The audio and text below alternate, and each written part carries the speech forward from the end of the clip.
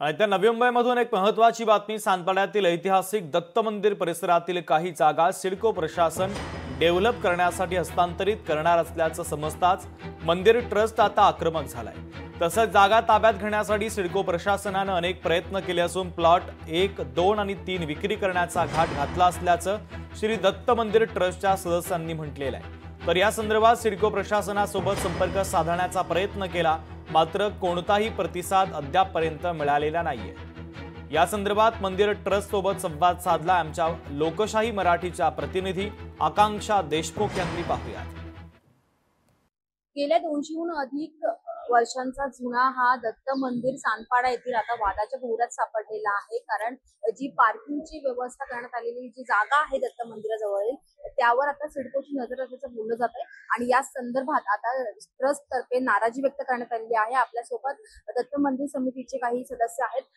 दादा, नेमकी काय मागणी आहे तुमची आणि जी जागा आहे ती सिडको स्वतःकडे घेण्याचा प्रयत्न करते, तर नेमकं काय हे प्रकरण आहे?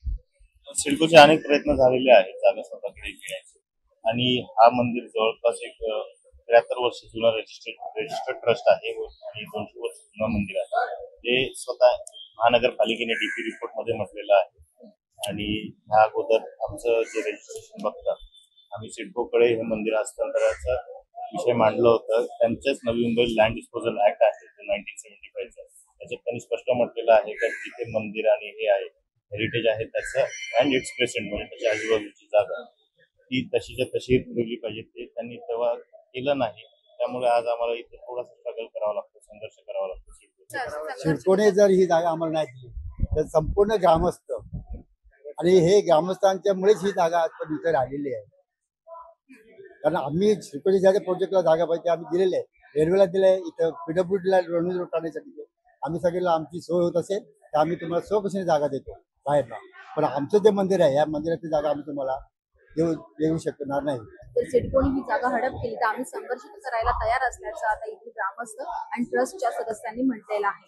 व्हिडिओ जर्नलिस्ट राजसह मी आकांक्षा देशमुख, लोकशाही मराठी, नवी मुंबई।